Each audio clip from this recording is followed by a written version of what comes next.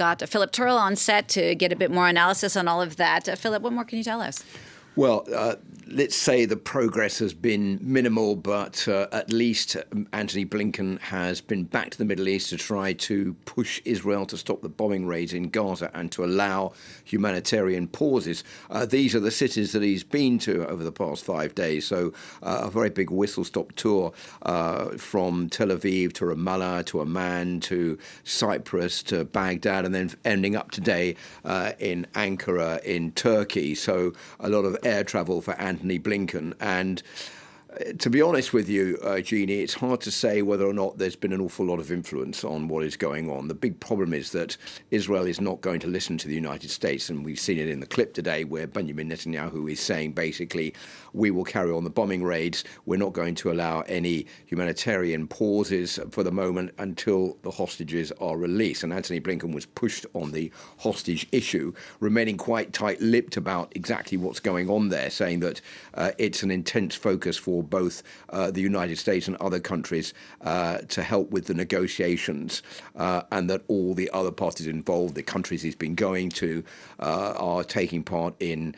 trying to negotiate some way out of the hostage crisis. I think notably a reference to Qatar, which Antony Blinken hasn't visited, but which has relations with both Israel and with Hamas, and is thought to be playing a key role in trying to negotiate those the release of those hostages. But of course, still no release in sight in the next few days, and no let-up either in the bombing raids by the Israelis against the people of Gaza. So on that front, not much to report, unfortunately, from this visit by Antony Blinken. Indeed, and this visit comes just a few weeks after a previous visit. It doesn't seem like any of this is actually bearing any fruit for the Americans. Well, if you look back at previous visits, I think that the United States has a couple of problems. It's losing its influence.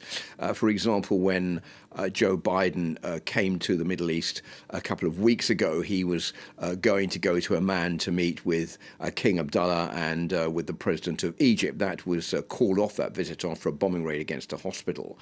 And there's a lot of concern that in the old days, for example, Joe Biden would have met with Arab leaders, even if there had been this kind of incident taking place. So the US is losing influence basically because it's not not perceived by Arab nations as being unbiased as far as its support for Israel is concerned. They see the Americans as 100% behind Israel, which is what basically the United States said at the start of all of this. Israel has a right to defend itself, and Israel must go all the way in trying to crush Hamas. Hamas, which is not seen by many Arab nations as a terrorist organization, but as an organization which is a resistance group. So there's difficulty in trying to set up some kind of working relationship. Antony Blinken being quite positive, saying that we're all working together. I think what one can take away from all of this are a few things. Antony Blinken is going to carry on putting up the pressure in the region on different regional capitals to get involved in this crisis, to try to stop it from spreading to other areas in the Middle East. I think that's a key concern for the United States. There's also, of course, the key concern that humanitarian aid has got to get through. He says that in the coming days, Antony Blinken, we will see progress on that front. We'll see whether or not there is progress. And I think there's also working towards the future after the Gaza war is over, towards a two-state solution. Hints that is also being discussed by regional powers.